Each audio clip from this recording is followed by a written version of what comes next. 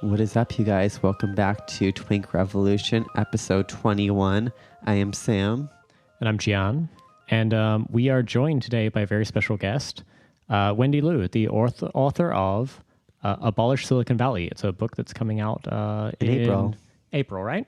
Yes, April. Well, welcome, Wendy. Thanks for having me here. Excited to be here. Yeah, no, we're so excited to have you. So I've known Wendy for a little while. There's a weird origin story. It's not that interesting, but we were super excited to have you on because we live in hell. We do, and we will probably be living here for quite a while longer. Yeah, we are all trapped in Silicon Valley, the heart of just innovation and like disruption and just those important values that really propel, the creation of wealth. Do you disagree with that? No, I don't disagree. I think we live in the epicenter of innovation, and it's amazing, and there are no downsides. Yeah, to anyone. It's great. Yeah. So please, tell us a little bit about the book. So it's coming out in April. Yeah, the book's coming out in April. I wrote it mostly last summer, and it's a bit of an unusual book in that it's not really your standard nonfiction polemic or anything. It's more of a memoir than anything else.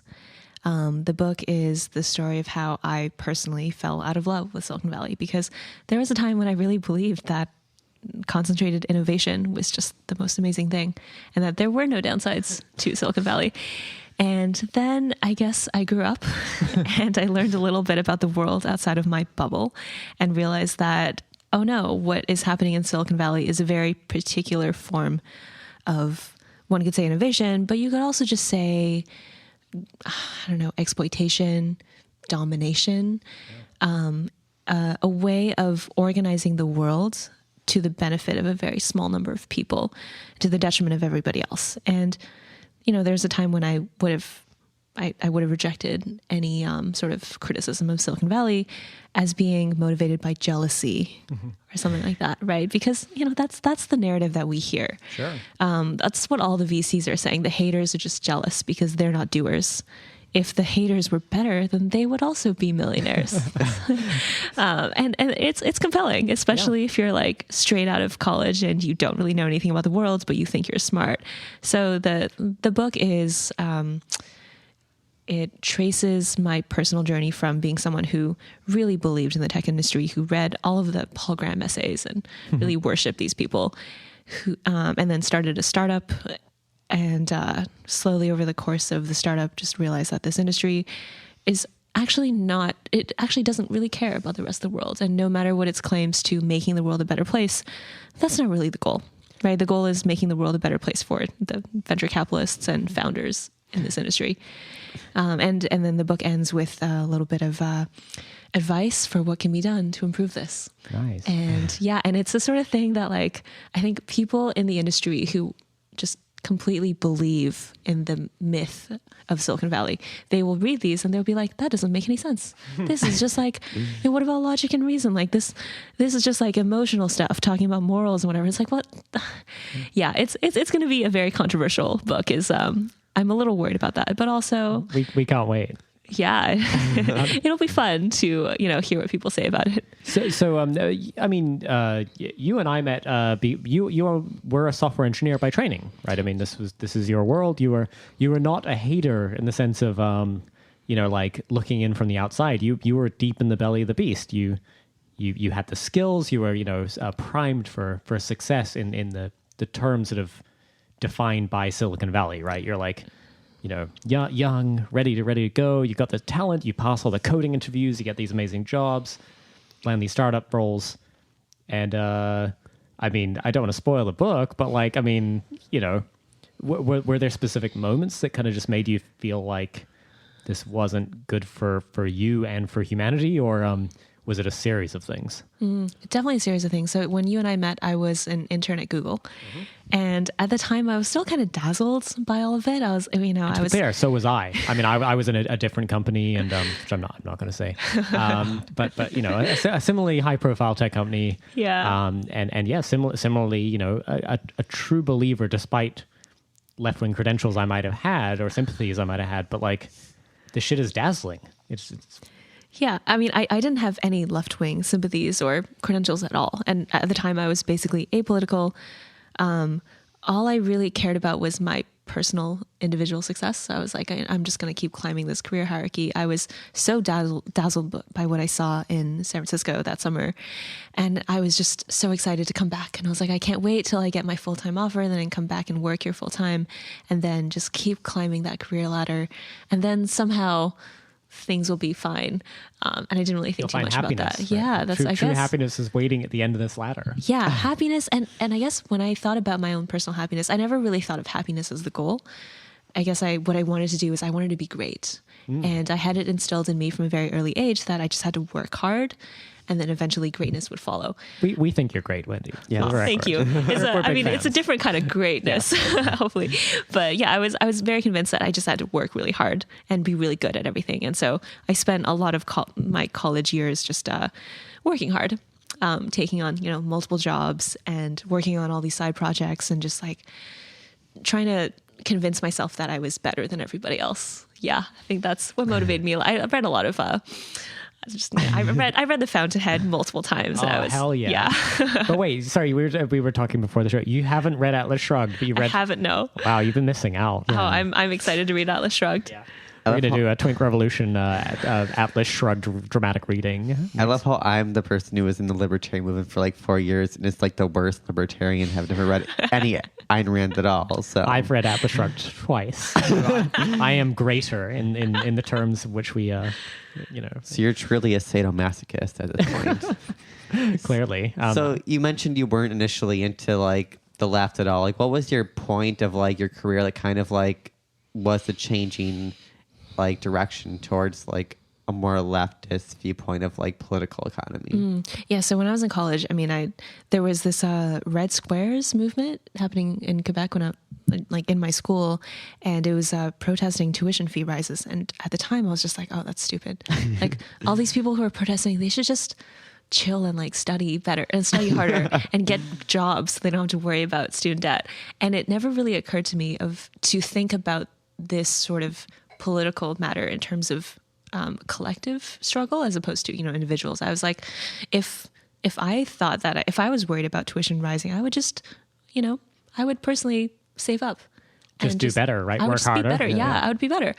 And it really made me angry on this kind of like deep level that people would be thinking in terms of something larger than individual success or hard work, because I believe so much that everything I got was due to my own hard work. I just couldn't fathom the idea that people would reject that kind of way of you seeing made the it world. on Twink Revolution, so clearly your personal hard work has led you somewhere successful. Your personal brand is excelling beyond all others. So yeah. But then it wasn't until I would say like 2 years into my startup.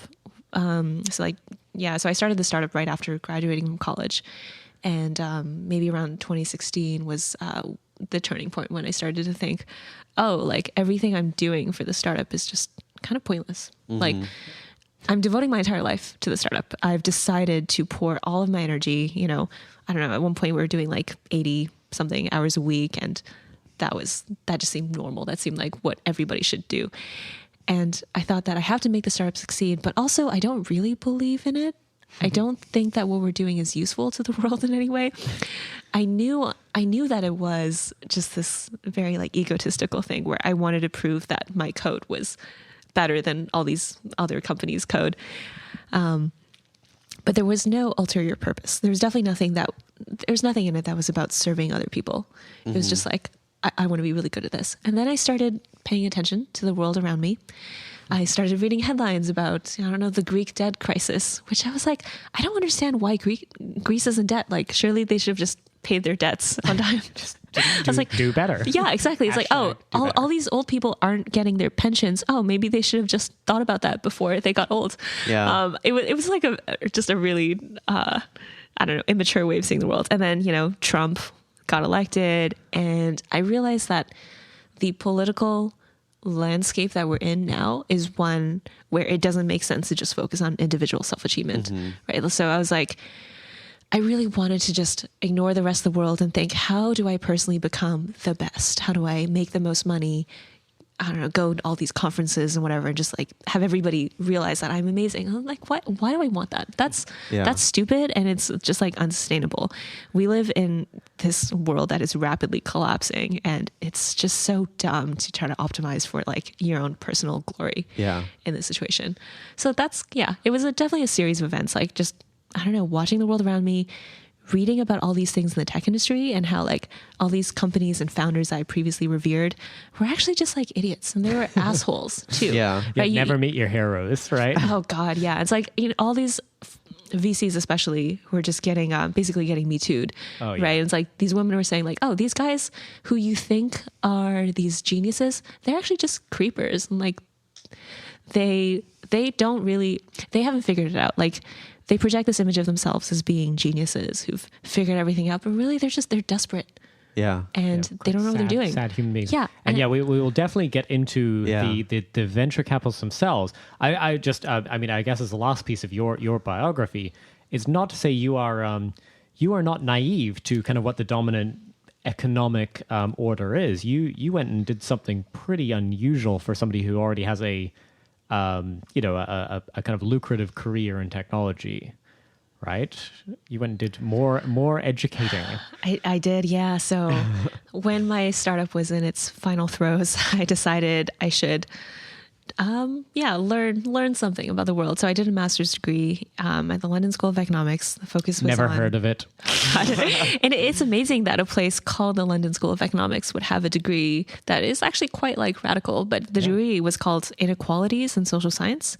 And most of it was about how right now inequality is really high, and there are, 8 people who own as much as the like bottom 50% combined or whatever. Damn, I wonder if there's some like proximate cause for that. I wonder if there's a reason. Sounds like a lot of individuals failing. No, I think just 8 individuals are just really brilliant. Just that much better. Yeah, you're right. But yeah, I mean, 7.9 billion slouches. Yeah, it was. I'd never done anything like that before. My entire undergrad education was in STEM, and moving to London, doing this degree, also getting involved in political activism for the first time while in London, that was really eye-opening because I met for the first time people who were involved in, I don't know, just like different ways of seeing the world. I met people who were working in the gig economy, not in the sense that they were software engineers at Uber, but in the sense that they were literally just like delivering for these companies or like driving for these companies. And I was like, oh, okay, I guess these people exist. I forgot about them somehow.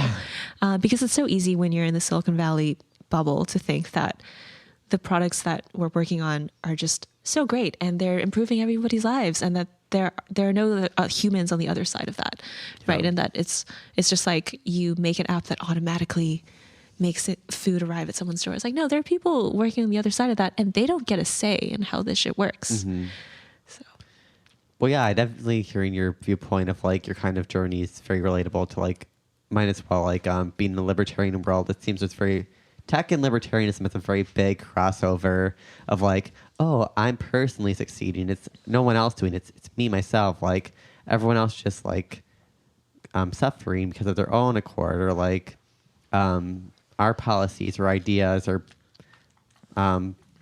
ways of creating jobs are the ways that's going to help everyone. But when you actually address like the deeper underlying facts that society is not willing to address, turns out you're actually creating a greater detriment to like the mass population, which happens both tech and in libertarian sphere. Yeah, for sure. And I think something that's kind of funny is that people from the kind of libertarian side of the political spectrum, they'll say things like, "Oh, but you just need logic and reason," right? Yeah. And it's like to some extent they are right in that a lot of what we see as normal under capitalism is just it's logical under the prevailing economic logic of the system. But I think the problem, the rejoinder that those on the left will come up with is like, well, the logic is bad. It's like if it's logical that some people are homeless while others have like 10 homes. Yeah, it's like, well, then maybe at some point you have to question the logic. It might be starting from some bad assumptions or something. Yeah, and it's like those are assumptions that are never clarified either. They're just kind of like left implicit, and you have to figure them out. But when they say them, then it's like very clear. Oh, those are really just weird assumptions. Well, I mean, yeah, and so thinking a little bit about Silicon Valley itself. I mean, we live in the valley of the valley. I'm going to go with the belly of the beast, but Valley of the Beast kind of works too. I like that. Yeah. You know, and like obviously both of us have at various times been beneficiaries of this particular system. But I think the point you kind of pulled out there is really interesting about like when you're inside it, the entire internal logic of it is you're changing the world for good, right? You are, you know, it's a virtuous act you're performing simply by turning up, being very well paid, and very well treated as employees. Like, I mean, there are obviously systemic issues to how tech employees are treated, as all employees are treated, but it's a cushy existence compared to what most workers in the U.S. can ever dream of. I mean, it's, you know, glide time and you know, good vacations and snacks in the office and skateboards and lava lamps and beanbag chairs and that shit, right? I mean, like, this shit is luxurious, and so you kind of you'll meet, right? You will meet in your workplace the people who do not regard themselves as part of any working class. They're like, no, I'm the lucky one. I'm the, well, maybe not. Well, I'll get your take on it. Do you think, I mean, people don't regard themselves as lucky, do they? They regard themselves as through their efforts. It's tricky, yeah, because I've met lots of different types of people in that industry, and there are definitely some who are very aware of how lucky they have it and who recognize that, you know, it's not just due to their hard work, it's due to the fact that they were able to be recognized for that work by some company that was willing to pay them. And that there's so many extraneous factors outside of their individual intelligence and ability or whatever. You know, they happen to be born in an era where their kind of ability is just, you know, treated as important, whereas that wasn't their choice. But I think unfortunately there is a group of people, and there are people in the industry who really think that they worked hard and they deserve it, and they don't realize what that means is that everybody else who doesn't have the privileges they enjoy, they just either didn't work hard or they're not good enough. And I think the problem is that they see the socioeconomic order they live in as natural in some way, where it's like the fact that they are rewarded for being able to manipulate computers in some way or whatever is like, oh, that's normal, that's natural. Any attempts to interfere with that's wrong, that's an aberration. I think this is why we see all this backlash towards like even just like the most bare bones liberal diversity initiatives, right? Like the whole James Damore thing at Google, that's part of it, where he's like, oh, trying to get more women at Google, that's horrible, that's like basically communism, right? It's like, well, so there may be people who are more qualified, but you are leaving out #fired for truth. Oh God, yeah. So it's like it's a really weird place, and I think part of the problem is that the people in the industry who don't recognize how lucky they are, they've constructed this weird narrative inside their heads of how the world that is normal is the one where they are praised, and where everybody who's inferior to them in some way, because, I don't know, they didn't get a high score on the SAT or whatever, they deserve to work menial jobs and never have any control of their lives. Yeah. And like, that's hard to argue with, because it's not like a logical flaw that they have. It's like a moral axiom. Yep. Where it differs, right? So it's like a leftist will see that and be like, okay, yeah, I mean, it follows logically from your principles that anyone who's not as smart as you, according to your definition of smart, they're just not as valuable as human beings. They're like not real people. They're not producing the value. Yeah. Well, I mean, one of the things I think people might not realize, and our listeners might not realize, that like I have a personal hypothesis about where some of this comes from.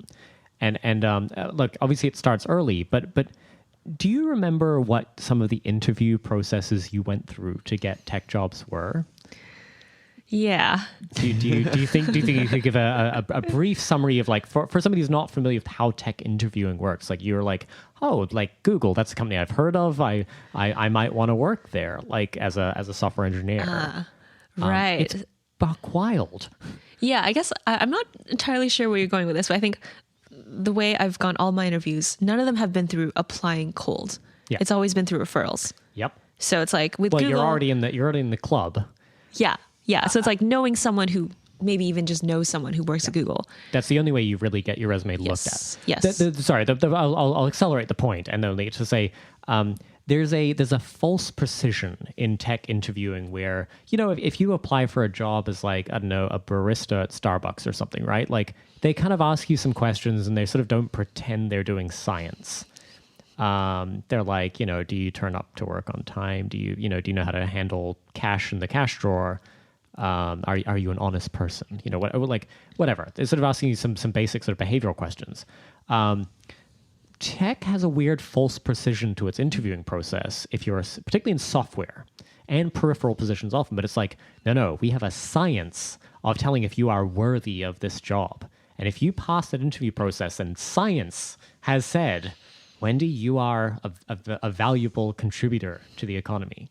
You are a software engineer of appropriate quality. Yeah. I mean, at Google, they call it googliness, right? Fuck off. It's like, I'd never heard that before. Now I want to die. And I remember like reading all these blog posts about it and trying to understand what exactly it meant. It was never entirely clear. Something to do with like a synonym for masturbation. Basically, it's just like, are you someone who is innovative enough in the right ways and like honest and loyal? And it's just it's a made up idea, but the point is they want someone who is good for their bottom line. Absolutely, but also can solve a specific kind of like programming, so like programming exercises, like programming puzzles, right? I mean, they're sort of famous within Silicon Valley. It's not just a Google thing. It's every company has some version of this, which is like, can you solve these sorts of like puzzle programming tasks under these specific conditions? And you'll do a full day of them often of like, there's often, well, I think the procedure is usually something like, you'll get an introduction to a recruiter, usually, yes, through your network, not applying cold. And then, do a screen where they sort of will do a remote programming test on you effectively. And then if you pass that, it's all very like examination style. And then, you were good enough, you got a high enough score on the SAT. And then you'll be invited to fly out to some office location. They pamper you. That's the thing. They'll put you up in a nice hotel.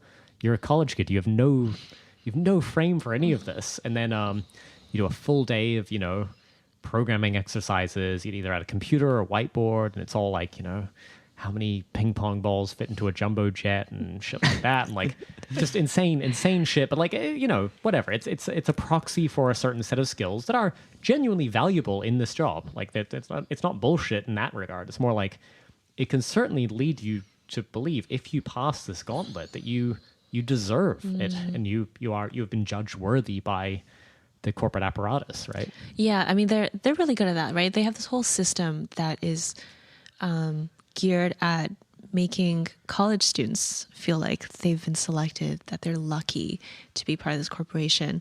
And I read this book about Wall Street recently. I think it was written like 2008 or something. It interviewed a bunch of people on Wall Street, and it says that Wall Street did the same thing, and that, which is kind of funny because like in Silicon Valley, it's very easy to be like, oh, Wall Street is like it's either it's bad or it's just like it's the past. Right, it's very, Silicon Valley is different. Silicon Valley is a whole new thing. Wall Street and Silicon Valley have a lot of similarities. And it starts in the way they recruit people. Like Wall Street will go to Princeton or Harvard and be like, we only want people like the smartest. And they'll have all these presentations saying, we only hire the best. If you're here, it's because you're one of the best.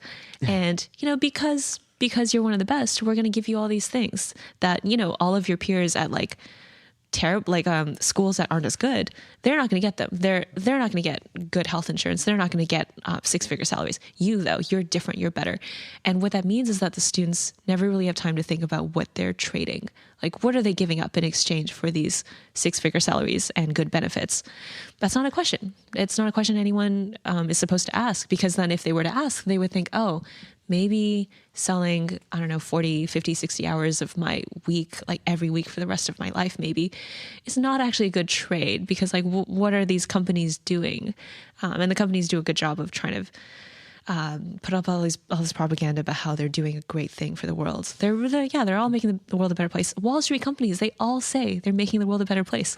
And it's like so funny how I remember graduating from college after the Great Recession, and just like knowing that Wall Street was definitely bad, but Silicon Valley is different. And it never occurred to me that Wall Street said exactly the same thing about itself that tech companies say today, that they're innovating, they're about efficiency, they're about right, they're about meritocracy. Wall Street just like pioneered the term meritocracy and like hiring, like they were so good at that. Well, I mean, but it's sort of interesting that because most of the people who sort of make it through this gauntlet and kind of are pitched this propaganda from a pretty tender age, don't regard themselves as workers, and yet there's a certain kind of golden ticket effect to it, right? Where it's like, this is your ticket out of precarity, right? Everyone you know just lives in precariousness, right? Like, and probably don't know because whatever your socioeconomic background is, but like to the extent that the idea that you might have secure health insurance in this country for the rest of your life, and this will never be an issue you ever have to think about again, or like maybe briefly, will you take a wonderful sabbatical to find yourself in Bhutan or whatever? But like, you know what I mean? Like, it's sort of that's a weird kind of like you made it, and most people don't. Right? Most people are literally like, how do I pay rent next month? That's the typical experience. And so if you are a young person being told like, yeah, you are good enough to have reached the class of people who are, just not subject to those concerns anymore. You can just ignore those. But what you're giving up for it is your soul, effectively. And therefore, but the problem is actually people naturally are perhaps actually a little more socially conscious than we give them credit for. They are somewhat more thoughtful and idealistic. And so you have to sort of sell them this vision, right, of like, we're changing the world through scalable data storage solutions, or, through selling shit to the CIA. Yeah, and I think all of these companies have pretty good internal PR teams, right? yeah. Who's like, their whole job is to make sure employees are happy and feel like they're doing something good for the world. And it's just like it is so weird because it's like it's a bubble, and it's very hard to talk to someone who actually wholeheartedly believes all this propaganda, because you're operating on different axioms and you see different parts of the world, and you just like, there's so little common ground, and it's a little scary. But I mean, something that these companies are just so good at doing is ensuring that the people who work for them are good at dismissing criticism, right? So it's like this is something that venture capitalists love to do as well. Just paint all media as like haters, right? And it's like, anyone who's criticizing the company you work for, they're just haters. Don't listen to them. I mean, what you're doing is great. You're changing the world for the better. And anyone who criticizes you is literally just wrong. So, well, yeah. I certainly the role of venture capital in this is interesting, right? Because like Silicon Valley is fundamentally a like, it's not the narrative is not the one that we are taught is like how markets or business work, right? It's not the whole idea of like, I noticed that there was nobody selling quality brooms in my community, and I started out selling brooms, and it turned out there was demand for brooms, and I sold more brooms. Or like, that's the kind of like pull yourself up by your bootstraps narrative. This is not that. It's I don't know if you have a better précis of like what the fuck the venture funding model is, but it is so alien to most people's experience, right? Yeah, this is something that like I kind of took for granted for a while, and it wasn't until I moved to London and met people who were literally just normal people trying to live their lives doing minimum wage jobs, and like kind of comparing the difference in their experience, where it's like, for me or someone like me to go out and like raise some money for a startup, like astronomical amounts of money for people who work minimum wage jobs, it's like so easy. But it's like if you're like a teacher, if you're like a bartender, if you are like a gig worker, you're never going to, the idea of just like being able to raise like, I don't know, 500K or something is like, what? Sorry, from who? Yes. And it's a very weird bubble. And like the kind of the capitalist reasoning for it is that this is efficient because the people who are the ones raising the money, they're the ones who are going to do the best things with the money. They're going to put that money to best use. And that's like a good idea in theory, maybe. But like when we see what happens in practice, where does most of the money go? Obviously, most of the money goes to white men. It goes to white men who come from a certain privileged class who've gone to Stanford or like Harvard or MIT or whatever.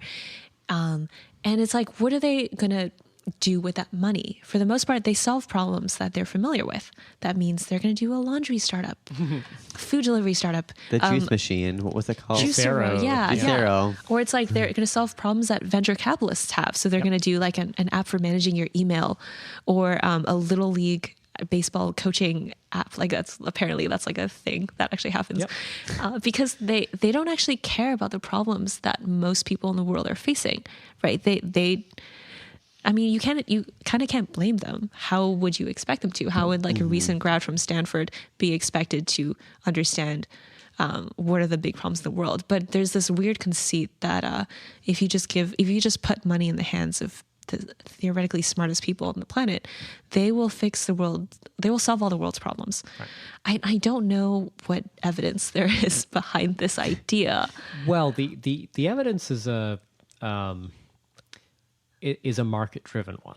And I feel like the subtlety of venture capital is lost on the people who work in venture capital-backed startups, right? Which is like, yeah, as you say, right, to you or me, who, relative to every other human on the planet, can walk into some of these offices and say, hi, I'd like a check for $1 million, please, because I have some harebrained scheme. Which is, like a staggering... like utterly staggering kind of privilege to have. But it turns out we're the morons. Like, because the people who are handing out $1 million checks can do math. And it's a hits-driven industry. And they're like, wait a minute, I can get this person to basically just kill themselves. And if it doesn't work out, I lose very little money to me. It's not my money. These basically venture capital is funded through the skim on like pension funds and shit like that. So it's not like it's not their personal money. It's play money for them. It's their gambling fund. So no, it means nothing to them. Their total fund is $4 billion and honestly fluctuates in the market by more money than they win or lose every day, just by like random fluctuation. So they write $1 million check to somebody.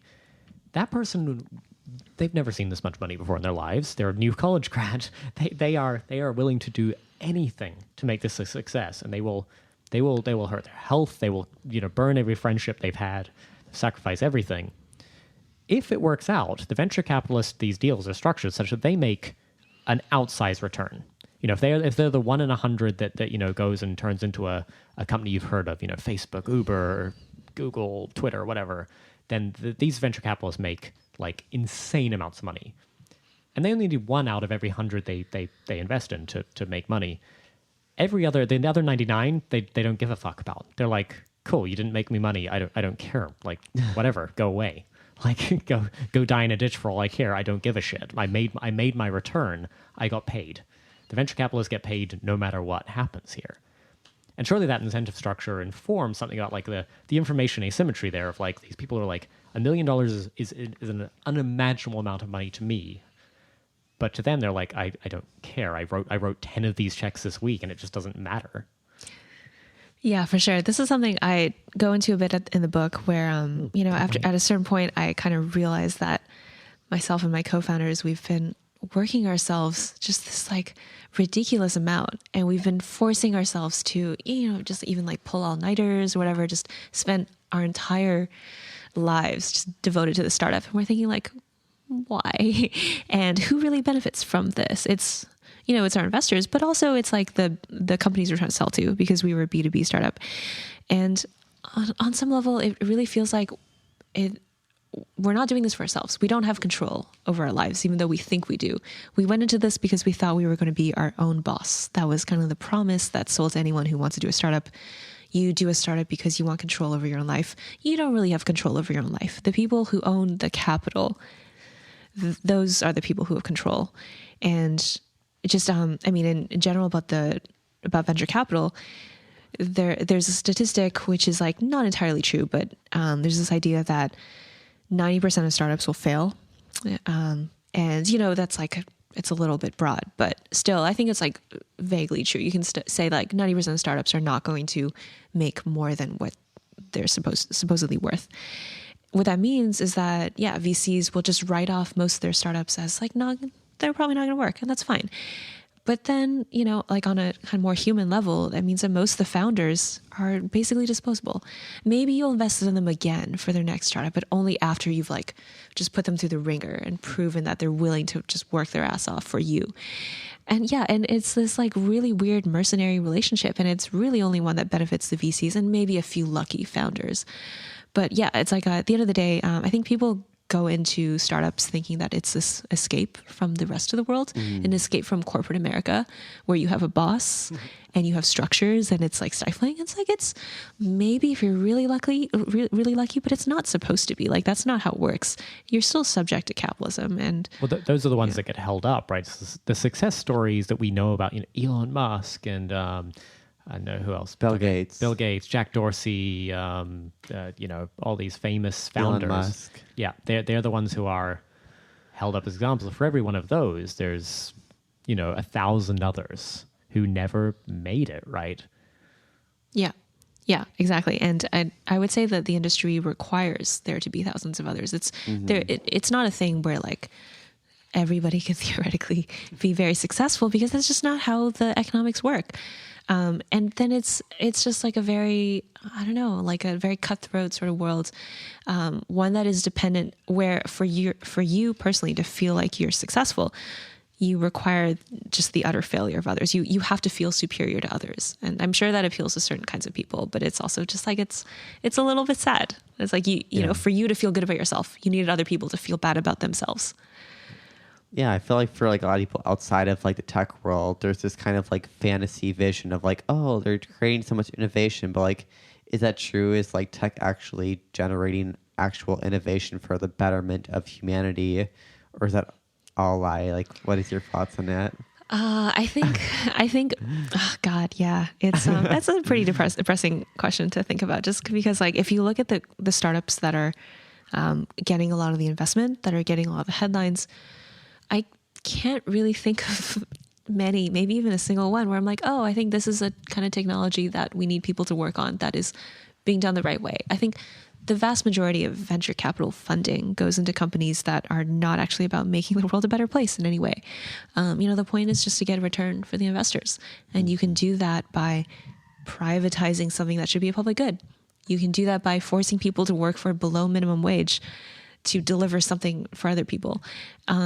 And it just, the incentives aren't there. And I think this is something that like VCs talk about a lot, like structural things and like incentives and whatever. And I think it's useful to use the language of like incentives. It's like, yeah, the incentives of venture capitalism, the incentives of capitalism, they're just not aligned with societal well-being. And, you know, maybe once in a while we'll have some kind of cool technology. Maybe there'll be like some social entrepreneurship efforts that get a little bit of funding, but the amount of funding that they'll get compared to, say, a WeWork, it's just like, it's really depressing to look around and see what kind of companies are getting funded in this landscape. Yeah. I guess you have to sort of think about it as like, there are always going to be aberrations and contradictions within capitalism. And therefore, like, yeah, it may be that as a result of a huge overconcentration of funding in one area, some really interesting technology that might not otherwise have got built, or a cool innovation that might not otherwise have happened, might happen faster, but it's all happening under capitalism. So it's not like there's a sort of a wonderful appeal to like some ideal of like, yeah, human good has been accomplished here. It's that accidentally something good happened in the midst of the horrors. Yeah, definitely agreed. And I think a lot of like any theoretical good that we can see coming out of this system, I think we would see more of that coming out of a better system, one that wasn't focused on returns for venture capitalists, who in some ways are some of the worst people on earth. But I mean, clearly venture capitalists are the smartest people in the room always, Wendy, and they just you know, they are just the thought leaders who are seeing what we, the peasants down here in the mud, aren't seeing. So what, you know, how do you respond to that? That you know, they're just the fucking smartest people. That's why they control billions of dollars of deployment of capital, other people's money. Yeah, they are really brilliant. I'm sorry, I apologize for everything I said. I think now that you've said that, I realize that I am wrong. Yeah, me too. I mean, I'm sorry I ever criticized the system. Hashtag me too. You actually pointed out a tweet earlier, and I'm going to read it and maybe get your comment. So there's a venture capitalist named Naval, mononymic, like Cher and Madonna, who tweeted, "There's no investment where money works as hard as it does in a tech startup. Driven founders, leveraged with code, capital, media, and intellect, sweating every dollar spent. An enlightened society would educate investors, not restrict them." And Naval retweeted this themselves as well. Just want to point that out because it didn't get enough likes and retweets the first time. How do you respond to that? These investors are just being restrained from their true potential in creating the hardest working dollars. First of all, I want to say VC Twitter is a treasure, and I would love to just like print out every tweet that these people put out. Oh, the listeners can't see, but actually my living room here is just all covered in framed VC tweets. I just require them for inspiration every time I wake up. And I think historians will, use those as artifacts when trying to understand how broken our society is. But Wendy Vici will go along with like this tweet. Yes, exactly. I think to this specific tweet, first of all, I just want to say it's hilarious how people talk about money working. Right? And just like using this really weird literary device where it's like comparing what your money does when it's, getting a return to a human being working. Yes, you're sleeping, but your money is working. I see this in ads all the time. Like there are all these ads about like putting your money in, I don't know, some sort of investment vehicle that would get a return. I think like SoFi or someone did ads like that, just talking about money working. Wealthfront, I think does the same thing. Like you sleep easy while your money's working for you and shit like that. Yeah, and it's just like, that's not how any of this works. Like this is just, that's so sleazy to try to, anyway. Karl Marx didn't anticipate, shitty marketing for fintech startups. Yeah, it's pretty brutal. But to this specific tweet, it sounds like this guy is resting on this idea that the people who work at startups actually just like work harder than anybody else and therefore are putting that money to better use. And it's like, dude, have you seen what startups spend their money on? They spend their money on the dumbest things. Like it's just, they spend their money on like really overblown like parties and just like merchandise and just like building dumb crap that nobody needs. And it's like, what are you talking about? I mean, of course, he has a vested interest in making us think that money works harder in startups. But like, what about just like anyone who works a minimum wage job? They probably have to work pretty hard just because of the way like... Why would you think that? None of the farm workers or maids work hard at all. They're all like luxury jobs. It's only people who work in the high income industries that actually work hard. Well, you know this, Wendy. Come on. The other sort of interesting part of the economics of venture capital, right, that I think is lost on some is that there's multiple tiers within venture capital, and so somebody like our dear friend Naval here is I believe an early stage investor, right? So the thing is, they don't make their money by the companies they invest in being successes. They make their money by subsequent funding rounds being successful. So shit like WeWork or whatever, goes through 5 or 8 rounds of funding where like it starts off with it's like, I'm a visionary early stage investor. I'm just taking a bet on these, these smart young people with a vision. And they put in like a $500K check or a $2 million check, something like that. But then like those people will not get any customers, not get any validation that like this is a thing that should exist in the world. They're sort of able to show they're making progress towards getting customers or proving some value in the market or something, but have none, and then they'll go raise $10 million from some other group of people who are quite distinct from the first early stage investors. And the early stage investors basically get paid then. Their return on investment happens through the subsequent rounds where it's like they raise 10 million, then the next round they'll maybe have a few customers and they raise $50 million, and then those people who put $10 million in, they get a return on their investment, and so on and so forth. And like a very small number of these make it actually through the gauntlet, but they don't. Most people don't care, right? So like presumably that vested interest in sort of showing like, yeah, just this is the best industry in the world is not even like predicated on benefit to the world. It's like I actually have a material interest in continuing this pipeline of like my shitty early stage casino bets I made can go raise more money from other suckers. Yeah, it is a very strange place that operates on very strange rules. And, you know, if you just like zoom out a bit and think about what are the actual consequences of outsourcing so much of our society's just resources, like praise, and just treating Silicon Valley and venture capital and like all whatever you want to call it as this engine for innovation. And you know, like everybody else is kind of just like trying to get by, but Silicon Valley, let's give all these kids all the money and the resources they need to come up with the next big thing. And you know, we're all just kind of like okay with that, I guess. Like this seems like the best way we could possibly do things. Some Stanford grad who's like never had like a real job, who's never seen anything of the world. Oh, that person's going to come up with the way to save things. It's like, no, obviously we know that's not what's happening. It's just these venture capitalists are living in this just really embarrassing bubble, and they really should be embarrassed, but of course they're never going to because they have no shame. But they're just so deluded into thinking that what's good for them is good for humanity.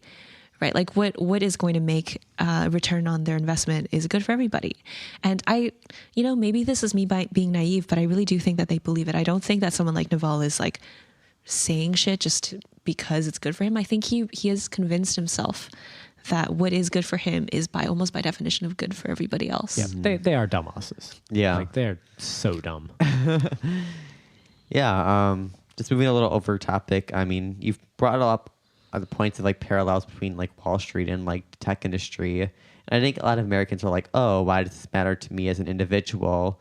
When we look at the impact of tech industry, it's basically like revolutionized the like data mining and like censorship of broad mainstream like dialogue. I mean, you see more and more countries and like news sites being censored by media. And I was wondering if your thoughts are on this role of like media within modern political discourse. Like, what's your thoughts on that? Yeah, I mean, I don't really have like a specific thing to say about censorship. I guess it's more just like that tech companies have found a way to be the gateways to all this information. Yeah. And that's something that like, I feel like a lot of the liberal discourse around privacy has missed. Because they're like, oh, you know, Facebook is doing stuff with your data or whatever. And it's like, well, yes, but they just control the way you interact with people and like, you know, publications you follow. Google controls the way you interact with anything you want to search for ever. And that is like a pretty scary thing. It's like, yeah, there is a problem with the fact that these corporations have control over our access to media in general. And it's like, whatever they do with that, whatever kind of censorship they do, whatever kind of censorship they don't do, it's like the ultimate problem is that they have this control. They're not really accountable in any like important way. It's just like they're just trying to react to, you know, whenever people criticize them, they'll do something about it. But it's like they're not really accountable to us. Yeah. That's my mindset always, like people criticizing like censorship but are completely silent on tech industry censorship is like, when you get to the root core of like the neoliberal dogma, it's kind of this idea of these companies running the whole of society. And it's like, in more of a sense, it's more fascistic than like anything Donald Trump's ever done. But they're not willing to acknowledge that these beloved woke tech billionaires are actually creating something worse than like what we have right now. I mean, as long as half of them are women. Yeah. Thank goodness. Yeah. I mean, there was an interesting story actually came out recently about Google and YouTube in San Francisco Pride, right? Because they are big supporters of Pride. The San Francisco Pride March is dominated by tech companies who pay the bills to pay for Pride. Essentially, they give many tens or hundreds of thousands of dollars. But there's been a sort of insurgent movement within that to say, wait a minute, the effect that Google and YouTube, in terms of their sort of censorship of LGBTQ content, has on this community should exclude them from Pride. And there was a resolution in the San Francisco Pride Board to basically ban Google and YouTube from Pride next year, which is sort of fascinating. And they sort of do dominate not just our lives, but actually San Francisco politics in a way that's quite unique, right? I mean, we are a vassal state of these tech companies, surely.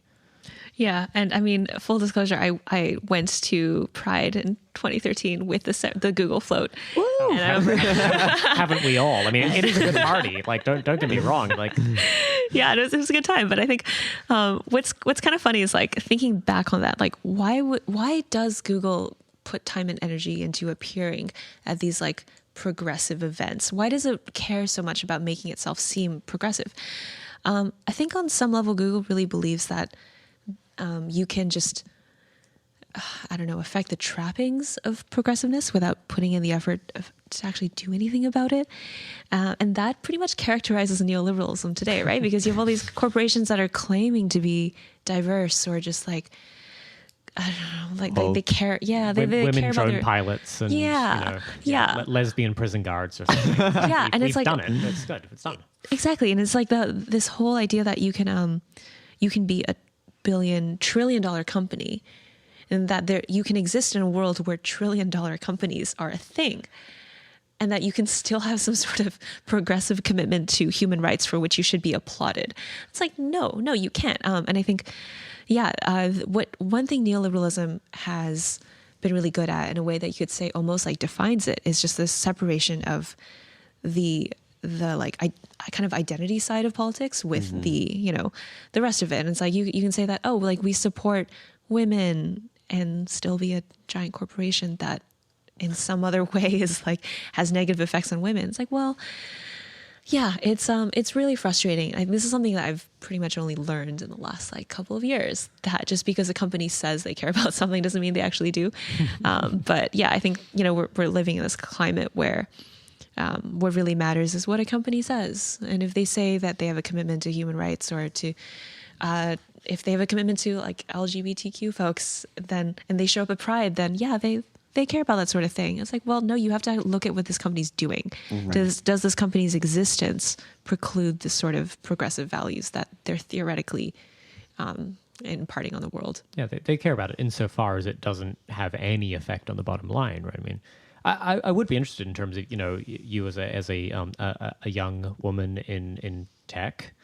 There is a sort of neoliberal version of this, right? Which is a little bit about like making sure all the horrors we've sort of talked about of like, come join us, kill yourself basically in service of the profits of a tech company. But we really want to make sure that women and people of color and underrepresented minorities are really able to feel part of that project. Do you feel like you have a perspective on how you were marketed to in that regard, or were you a little early in that, like that being the recruiting focus of tech companies?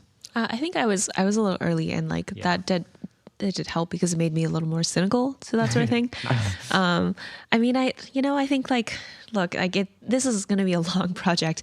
You can't abolish Silicon Valley overnight. Oh, really? I thought we just solved it. Shit. Damn it. Fuck. And in the meantime, there are going to be young women, people of color, like people who are minorities in the tech industry for whatever reason, who are going to want to do whatever they can in the industry, whether they believe in it or whether they're just cynical about it, whatever.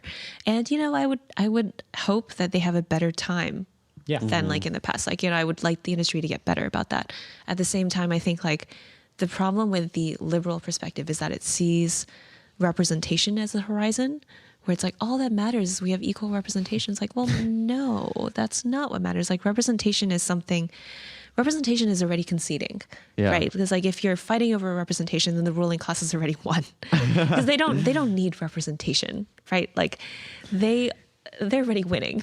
And so I think it's important to remember that even if 50% of startups are founded by women, even if there's like, I don't know, some sort of like equal representation among people of different races, then we have to remember, what is the point of this industry in the first place? What is its goal, and like, what is it trying to accomplish?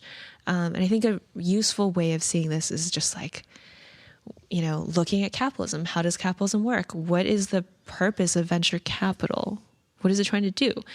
And I don't think we can understand this unless we understand like the Marxist interpretation of capital and labor. And, the purpose of capital is to try to get, just to basically entrench the control of those who own capital, right? And the people who do not own any capital, who are consigned to being just forever laborers, well, they're not really included in this. And so even if you have like the most amazing women of color who are founders of all these companies, what if what their companies do is literally just like drone strikes? Or I don't know, like That sounds great. What are you talking about? Gig economy companies that Ice just raids. like pay people minimum wage. And it's like, well, that's not really worth fighting for in a sense. And it's really sad that a lot of the mainstream discourse is just so reductive in that it sees diversity as the end, as opposed to asking, what is the point of having more diversity in these structures? Like maybe the structures are the problem. Like if you look at Wall Street, do we just want more women who are hedge fund managers who are driving? Yeah, we do. Who are driving the economy to the brink? Do we want more? Queen. Do we want more female war criminals? Yes. Girl boss. And it's like, I think questions like that kind of illustrate the just lack of intellectual rigor when it comes to this very liberal feminist perspective. And the ultimate question we should be asking is, what are we trying to accomplish with a structure that funnels all this money towards, very spurious purposes?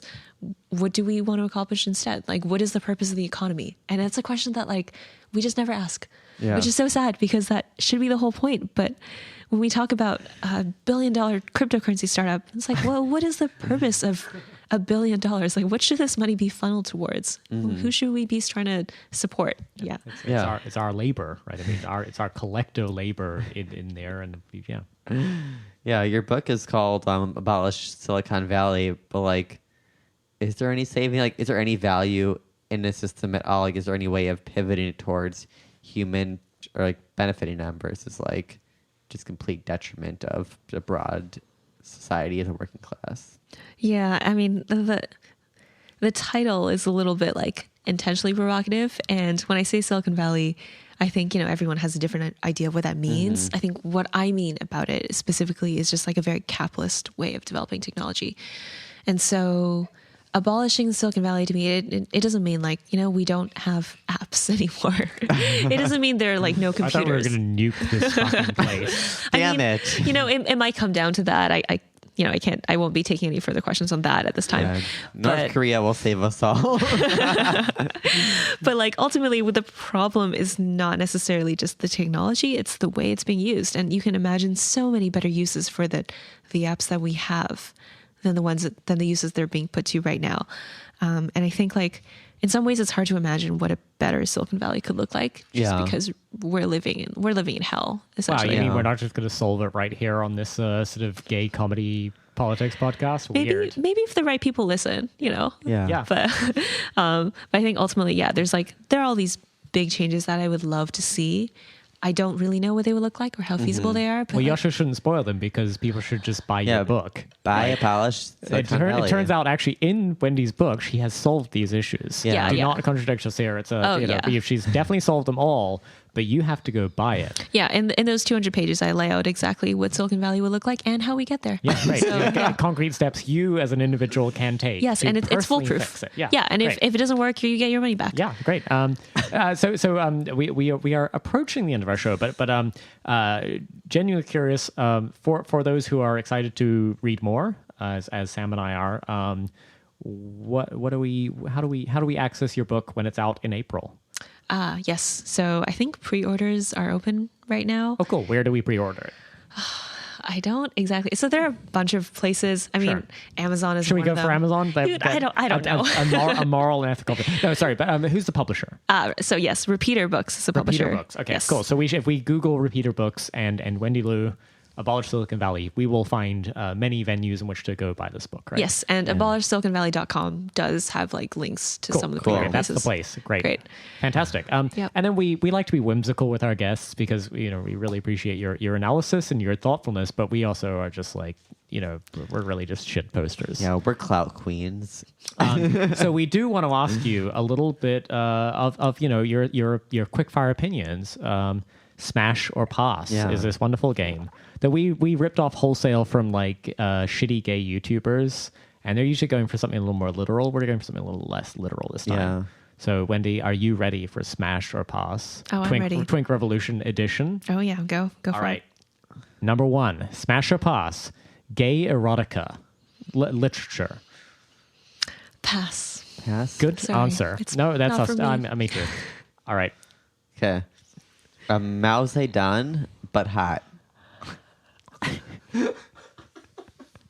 Feels like walking into a landmine. Yeah. Oh, God. You're getting canceled either way. Whatever you say here, you're done. Is there like a third answer other than Sure. smash or pass? Give us your description of what your answer is and like why. He's hot. Remember that. But he's extremely really hot. Like, just and gorgeous. Just absolutely gorgeous. Yeah. But it's Mao Zedong. Wow. Let's skip this one. Joe Rogan endorsing your book. You know what? Yeah, that'd be great. That'd be sick. All right. Smash, yeah, because Hell yeah. like Smash. All you right. know, if I can expose more people to these ideas, fuck it, whatever. You're not worried that by accepting his endorsement, you are endorsing everything he's ever said and every opinion he's ever had, which is what endorsement means, right? Yeah. For some, Yeah. Yeah, it's true. I mean, you know, like we've all had bad opinions. I've had really bad opinions. I've and never had a bad opinion in my life. all of my opinions are bad, even the ones I have right now. And so it's, you know, it's like solidarity with bad opinion havers. Awesome. So my next one is a Vox writer, but only averagely attractive. As opposed to most of them who are not even. Well, No, imagine it's a hypothetical Yeah. attractive one, I guess. So Versus, but it's not that so one. basically a Vox writer. A Vox writer. Yeah, I think I'll pass. Yeah, you're gonna pass. Okay. Yeah. Well, here's a 11-point explainer on why you should smash a Vox writer. All right. Next up, you are Canadian, right? Yes. And have lived in Canada most of your life, I Yes. guess. Or Justin Trudeau crying in public. Oh my God. It's so funny because when Trudeau was like, before he became prime minister, I was like, oh, he's amazing. And like all of my liberal friends were like, oh, he's so good. Yeah, no, he was very like he was the sexy kind of woke alternative. Yeah, he really seemed like there were no problems with him whatsoever. Nope. He was just this wonderful celebrity. And then now it's just, oh God, like he's really disappointing. Yeah, let's pass on that. Yeah. Okay. Well, I think our official position on Twitch Revolution is pass on Justin Trudeau crying in public. All right, our last one, Twitter follow policing. This is where you go through your Yes. people you follow on Twitter, right? Yes. And you go message them and say, "Hey, sweaty, rethink this. Bad look." Yes, I mean, I'm a definite pass on that. Like, I think Twitter is not real life, and it is a mistake to treat Twitter as if it is real life. That is my official take on it. And I personally spend too much time on Twitter. I would like to spend less. And I think people who spend too much time on Twitter could also benefit with spending less time. And it's like, what is a follow? You follow someone because you're like, oh, this person had a funny tweet once. You don't read every single one of their tweets and agree with everything they say. No, And we so- do. It's our official policies that to follow someone is actually a full endorsement of everything they've ever said. Yeah, so I think like, when it comes to follow policing, I mean, just, I don't know. It's not my thing. If other people want to do it, whatever. But I do not view a Twitter follow as a wholesale endorsement of anything that person has ever done or said. All right. Well, we've missed you on all of them. Okay. So a hypothetical, really hot leftist who has excellent politics and is physically attractive Wow. and is really nice too. I think I said yes to Joe Rogan, the Joe Rogan endorsement. Yeah, you did, but but that was an abstract. Imagine we're like trying to a get young- you on one. We're trying to like corner you into a position here. Sure, smash. Great, thank you. Perfect. We got one. Hey. Yeah. Wow, that's gonna be problematic. Look for your mentions are gonna be ruined now because you admitted to. You're basically Ann Coulter at this point now. You just admitted to you someone with excellent politics and is physically attractive and is really nice that you might in this hypothetical smash. That's fatphobic. That is fascism. Yeah. Cool. Well, Wendy, thank you so much for Thank being you here so with us. much. We've really appreciated hearing everything. And remember, the book is abolishsiliconvalley.com is where you can find it. You can pre-order it now, and you absolutely should. Go buy it, you fags. Yeah.